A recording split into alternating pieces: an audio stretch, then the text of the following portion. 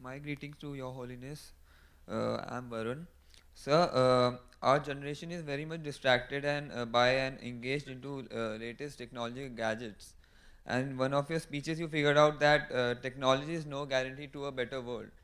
So please, can you explain it to us? Karsa, technology. technology that need to use 고행 Mm. technology technology 취재를 좀 운행 되기 좀 Mm. Technology, uh, I think its own sort of kasota duty. I think kasota reach information easily one another, and communication become easier, and also is reach now distance not much sort of important. So therefore, technology itself very useful, very important. But then the very purpose of technology is serving humanity. Technology not kasota. I mean, technology for human being, not human being for technology. Clear? So we are controller or user of the technology. So technology should consider as our sort of servant, not our master. If we become slave of technology and also slave of money, some my friend, uh, I usually teasing them, you are a slave of money. There's no sort of sufficient rest. Always go here and there for business. Actually, a slave. Too much worry. It's totally wrong. So, technology, if you sort of watch television, or I think 2 to 3 years ago, I met some sort of I met one in Indian, sort of, I think family. So I think 2 or 3 sons and some daughters also. So then one asked me, "Do you often see television?" And I told, "No. In the past, I used to visit or go to cinema. I love, and then later, yes, I see. I watch television, mainly documentary film like that. Then last few years, no, just radio, BBC radio. I listen. What is going on the world? Never opened my television. So then, the one son asked me, "And did you 얘기였어?" the son asked how does his holiness spend his time. So that means, you see, that person, I think, very much sort of spend more time just seeing television. Mm. Without that, he finds it difficult to passing time. That also, I think, a clear sign. The modern materialistic life, the happiness or satisfaction on totally relying on sensorial level experiences. So unless something seeing or some hearing music, you difficult to passing because of passing the times.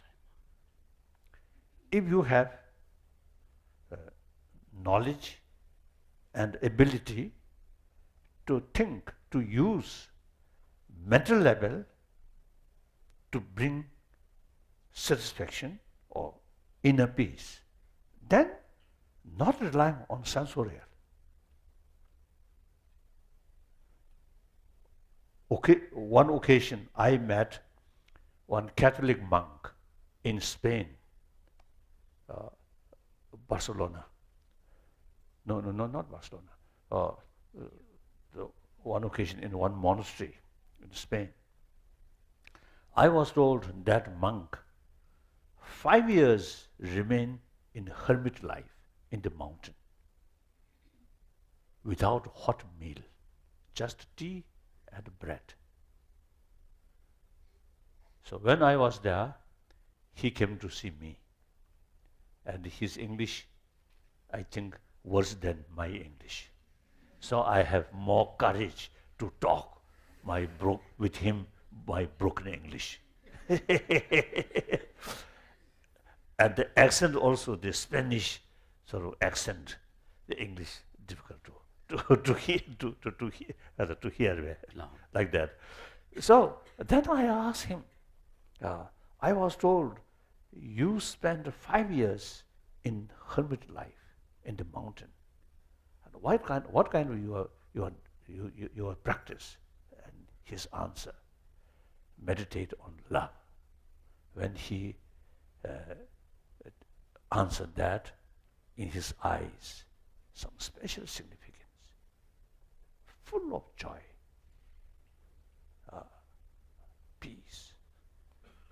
So that's the way to bring inner peace, not relying on sensorial experiences.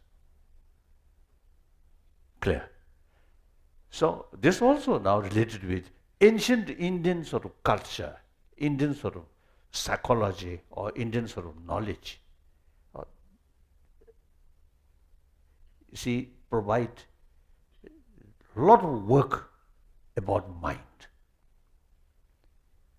The modern superficial materialistic life too much relying on sensorial experiences. So since last few years, I also used suggesting to scientists, especially brain specialists, now you must make a distinction. Yes. So to make distinction between what is conceptual mind and non-conceptual mind. So another word, the movement, sensorial consciousness, and movement, mental consciousness. I think so far, you see, they have no sort of no experience, because you see, no concept about, you see, differences, sensory level consciousness and mental level consciousness. So obviously, during dream, no sensorial consciousness, the mental consciousness. So during awakening, now for example, you see, eye consciousness seeing me, but your main mind may go your home. Isn't it? It's possible, always possible. So you see, there is differences. Sensorial consciousness, fully alert, but mental consciousness also, you see, goes some different things. So obviously, and then dream time or awaken time, you see, there are differences. So therefore, the scientist, brain specialist, so far, no clear sort of awareness, the distinction. Right? So now, modern science, year by year, even month by month, further develop. So far, science very much limited within the physical thing. Now, the end of 20th century, now beginning of this 21st century, more and more medical scientists and also brain scientists, now they begin to investigate or think more seriously about consciousness.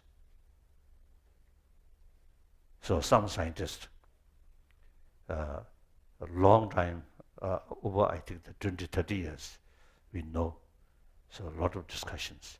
So some scientists, they are not religious believer, certainly not Buddhist, but they begin to convince No, feel where convinced. uh, uh, the continuation of mind. So after death, continuation of mind. So they begin to accept rebirth theory. So science now also now changing. The field of scientific field now expanding. That's a very good, very healthy sign. Some radical scientists, radical or classical scientists, they only brain, no consciousness, no mind. So mind is just because of the movement of brain. Clear? So one Japanese scientist, a brain scientist, see, he very much insists beside the brain, no consciousness. Meantime, he very much worry because his son has passed away or something. So when we met, you see, he very much sort of worry. Very specialist about brain. So I think as a specialist, I think he must remove the part of the brain which creates suffering. Remove that. And then become like Kasachuti, robot.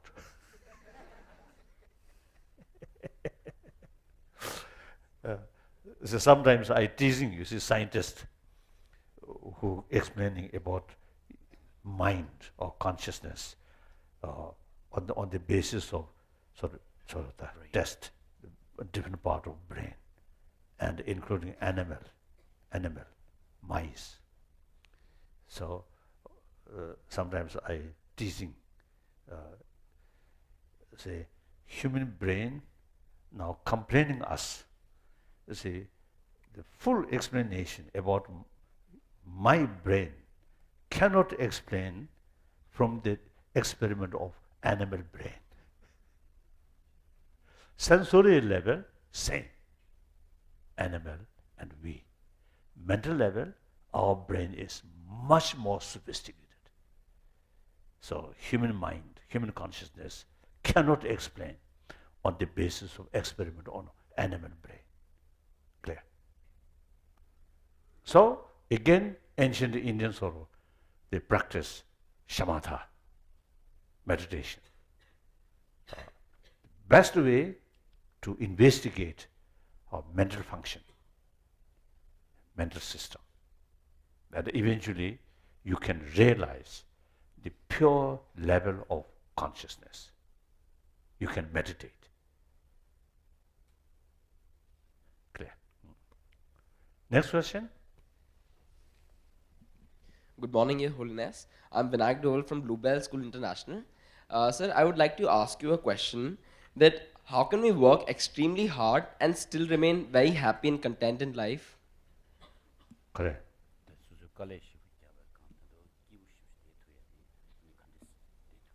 I think mainly the purpose and motivation. Purpose, serving other. And the motivation, sense of concern of others' well-being. Then some sort of difficult days, but at the end of the day, you feel, oh, my day spent purposeful. Then you feel satisfaction. Physically, maybe a little tired, but mentally, deep satisfaction. If you too much self-centered attitude and striking money or some other things, then something different. Next question.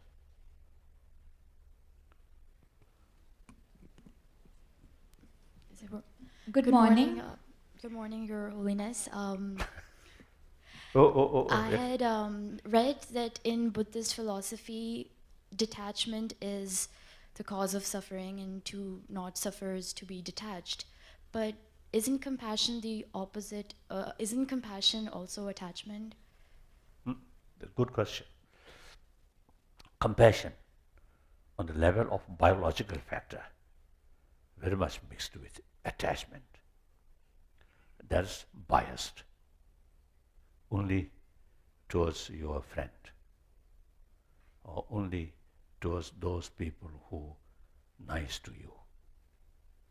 So that kind of compassion cannot extend your enemy because their attitude is negative. Now, take the biological factor compassion as a seed, then use our intelligence. Now, that kind of limited biased attachment or love, animal also have. Animal mother very much so love their youngster, their children, even birds. So now we human beings, this human intelligence, as I mentioned earlier, reasoning, analyze, self-centered, extreme selfish is actually create more anxiety, more stress. Think about others' well-being, then you get more inner strength, more self-confidence, as I mentioned earlier.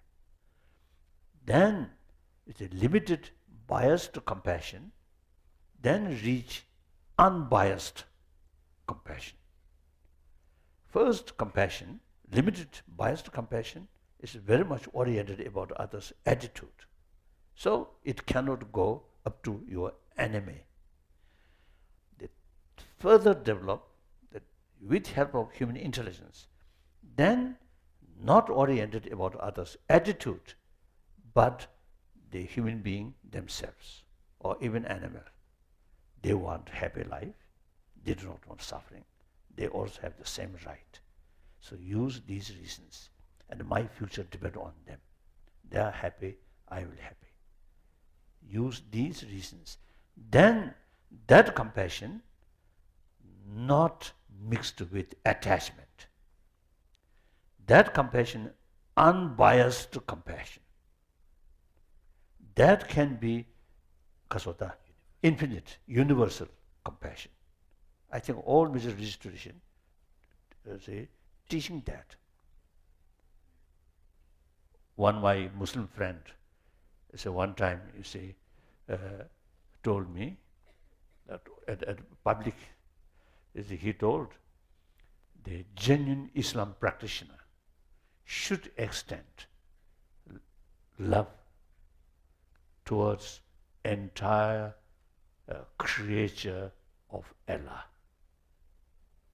So no discrimination, enemy or friend, entire creature. So therefore, attachment is actually obstacle about infinite love. So therefore, in training about love, firstly, you should detach towards your friend, and attachment towards your friend, then anger towards your enemy. So you must make equal, detach.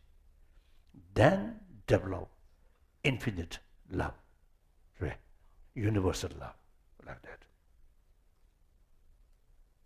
Next question. Good morning. I'm Malika Dhawan from Springdale School, Dholakwa. Your Holiness, you spoke about war and unpleasantness. So, in a world where there is so much hatred, violence, and anger, how do you think compassion will overcome these intense emotions? Through education. Through education. I believe we can change. Therefore, education, the existing education is inadequate, not adequate. Only the materialistic oriented. That also is, we can't blame. About 1,000 years ago, in the European continent, the separate education institution started. I remember Bologna University. A few years ago, I invited by them the 1,000-year anniversary. So I remember. So the education institution started 1,000 years ago. At that time, church carried full responsibility about moral ethics. Now time passes, the church influence of church reduce. The family value also reduce. So then the education institution alone actually have the responsibility of both education, brain development, and development of wholeheartedness. So now that part not adequate, not adequate. I think now judging change within 20th century, early part of 20th century, I think people consider war is something different method to win your side. So when nation declare war on your neighbor or enemy, the every citizen of the country proudly join war effort. So people also, you see, say, oh, hero, hero, hero. Later part of 20th century, after Vietnam War, I think that kind of attitude changing. When Iraq crisis about to start, several, I think a million people from Australia up to United States demonstrate against violence. And many Americans really critical about Vietnam War. And then during Kosovo War, also you see, the people very much against. So these are, I think, very sound sort of indication. Now desire peace really stronger. And then also is one, my friend, one scientist, German professor, and also I consider him as my tutor about quantum physics. Two tutors. One, David Bohm, Englishman. One, von Weizsäcker, German professor. So the professor, German professor, I think 90s. So one occasion he told me, when he was young, then every German eye, French is their enemy. Similarly, in eyes of French, German is their enemy. Now that kind of attitude completely changed. So things are changing. Now European Union, when I ask some young people, what do you feel other country? They say, oh, our neighbor. You see, things are changing. And I think technology also helping in this field. And the education also, you see, helping. I think de Gaulle, one time, because of fierce sort of resistance about German occupation. So he escaped to England, and from there he carried. Then, after war, Adenauer, West German Chancellor, I think first Chancellor, they become very good friends. Then the idea of European Union started. So you see, people, the new reality, you see, according to new reality, thinking more common interest, more seriously, rather than national interest or sovereign thing. Like Germany, I think they are a Deutschmark, very high sort of value, but they sacrifice now euro. I think Italy, lira, not much value, So maybe better to, because of that, forget, you see, lira and the euro is much stronger. So these things, usually you see, currency is the symbol of sovereign, isn't it? But they don't care. Now, because of the border also now not much sort of restriction. So these are, I think, very clear sort of thinking, or very, very clear of signs of more open-minded, more educated, more holistic thinking. So now we further, through education, cultivate, as we discussed, the compassion. Compassion is not necessarily something good for other, but compassion very good for our own health, for our own peace of mind. Sometimes compassion not necessarily bring happiness in the other person. One time, I often used to telling people, one time in Germany, one function, they, quite late, one function, they asked me. So when I go to that place, as my sort of usual sort of habit, whenever I saw some person, I always smile. So there's one young girl, one young woman, German woman, coming. I smile. Then it seems she got suspicion.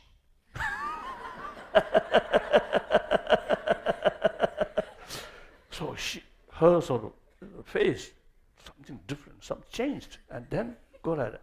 And I also turned then.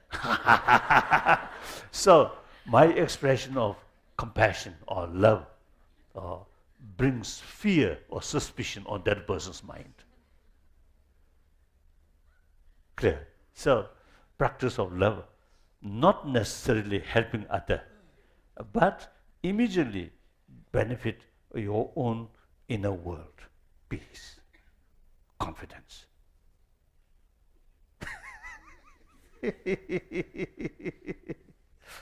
Next question.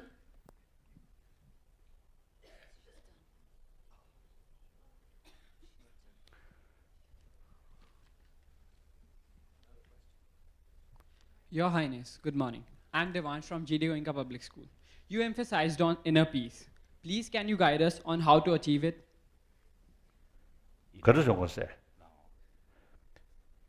In a secular level, I usually use three factors. Think about our common experience. We all come from our mother. We all grown up with mother's affection or parent affection. Then, obviously, mother's milk. So, that's common experience.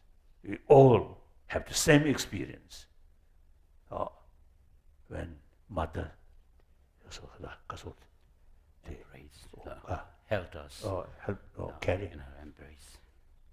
One scientist, you see, told me that after birth, next few weeks, mother's physical touch is crucial factor for proper development of child's brain. Without mother's touch, physical touch, child lonely put there, very bad. So that's a human nature. So we all have the potential, you see, to show affection to other, because you yourself immense of experience satisfaction from our mother's affection. That's the first sort of say, one reason, one factor. Then second, common sense. I think you know, I think in your class, those your classmate maybe come from a very rich family, but lack of human affection, not necessarily happy person, happy student. Or student whose family may be poor, but full of love, that student much happier, clear. And then you yourself also, the day you receive some sort of the affection from your friend, from your family member, or your boyfriend or girlfriend, then that day you feel much happier. The day you see you a little bit quarrel with your girlfriend or boyfriend, then the whole day you feel unhappy, isn't it? So that's the biologically, that's the reality. So therefore, use common sense, and those your neighbor who have full of affection in that family, much happier than those family billionaire or millionaire, but lack of friendship, lack of affection in their family member, not necessarily happy. So that's common sense. Use common sense. Then third, most important is scientific finding, as I mentioned earlier. Constant anger, fear, very bad for our health. Love, affection, very good for our health, very good for our health.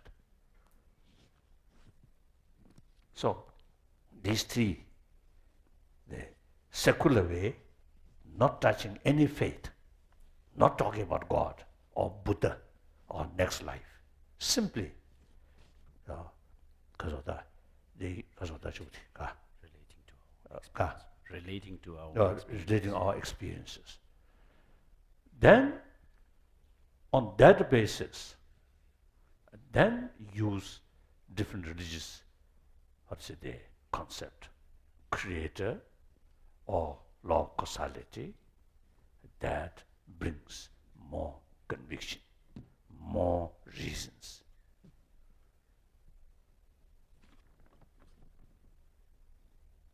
Like that. So that's, I think, a way, you see, we can educate people. I think young people, young students, say occasionally in mandir or church, you see, receive some sort of, because of the teaching about love, compassion.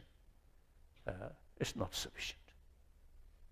In class, systematic, from kindergarten up to university, sort of explaining these things. Then the concept really absorbed in our heart.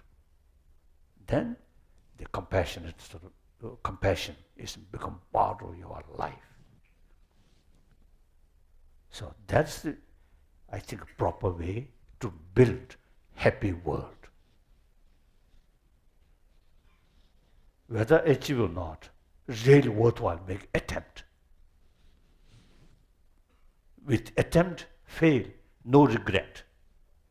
Neglect, and then some disaster happen, really, because of that, you get some kind of guilty conscience. If you make effort, tirelessly, fail, no regret, I done my best, then fail. And we can blame God. If you believe God, then we can blame God. We try our best, but fail. So God did not sort of blessed.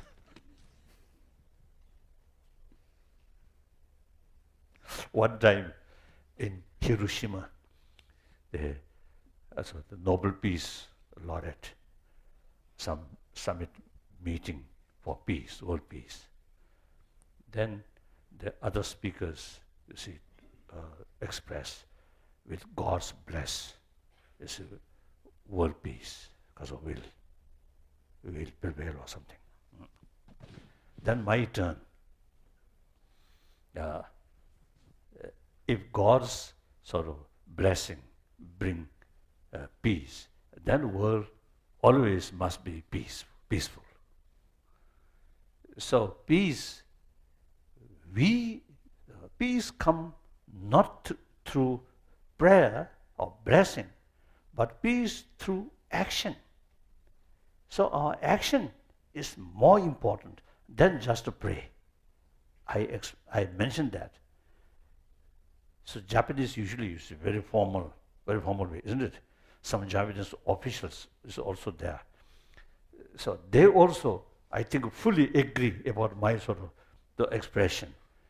Peace must come through action, not through prayer. They also done that.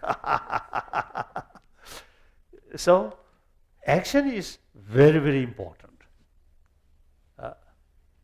And then logically, who creates violence? Who creates suffering? Not by God, but by human being. So person or the factor who creates violence, they should create peace, not God. Another sort of short story. Some years ago at Patna, the chief minister, wonderful chief minister, he built on Buddha's Vihara. So he invited me to participate open ceremony. Then in his speech he mentioned with Buddha's blessing, he stayed Bihar quickly prosper. Then my turn. Of course, I know chief minister, so I quite frankly mentioned, if your state prosper, come through Buddha's blessing, then your state much earlier prosper, because Buddha's blessing lasts 2,500 years, always there. So Buddha's blessing entirely depend on able chief minister's hand. I mentioned that. So we should be practical, realistic. The hypocritical way, not help. Isn't it? Like that. So of course, I am Buddhist monk. In my daily practice, including prayer, or pray, kasota, prayer to Buddha. But to that, helpful to my own peace of mind, not society. Society, only action. Clear?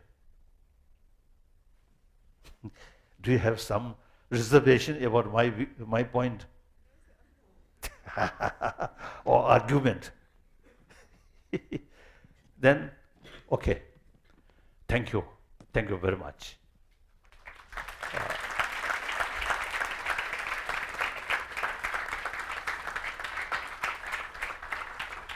I often, telling when spiritual leaders of this country gathered, I always telling, I'm a messenger of ancient Indian thought. So, on the level of messenger, I'm quite active. So now my boss, spiritual leaders of this country, is actually my boss. I'm messenger. So now, messenger quite active. So boss now must be active. I always appeal like that. So, so you, Indian, you are the descendants where? You descendants of these great masters or great thinkers or philosophers. And as far as Buddhism is concerned, I also consider Buddha himself as a scientist, because he mentioned, oh my follower, Buddha state, oh my follower, bhikshus and scholars should not accept my teaching out of faith, out of devotion, but rather thorough investigation and experiment. So that's a very, very scientific way. So his follower, like Nagarjuna, these carry Buddha's message, implement. So they investigate Buddha's own teaching. Now this teaching we cannot accept because it goes against reasons. So they reject. So they took the liberty to reject about Buddha's own word. So I think that's, very scientific way approach. So, so I always emphasize the importance of analytical meditation.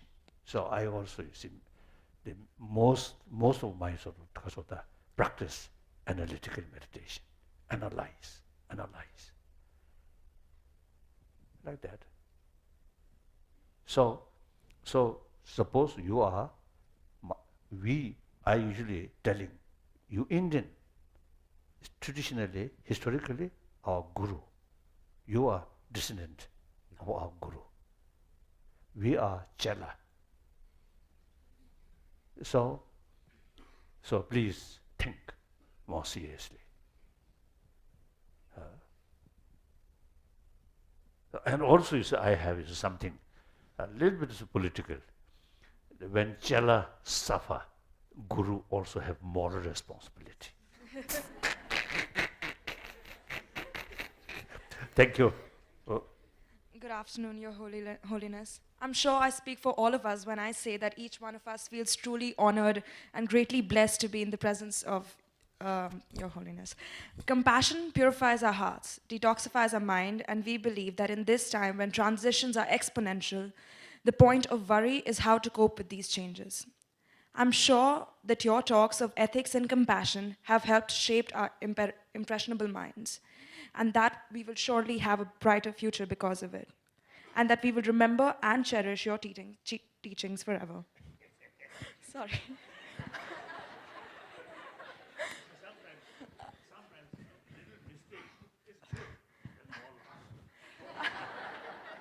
I'm really nervous. This has been an unforgettable experience for all of us, and it would be a privilege to have you amongst us again.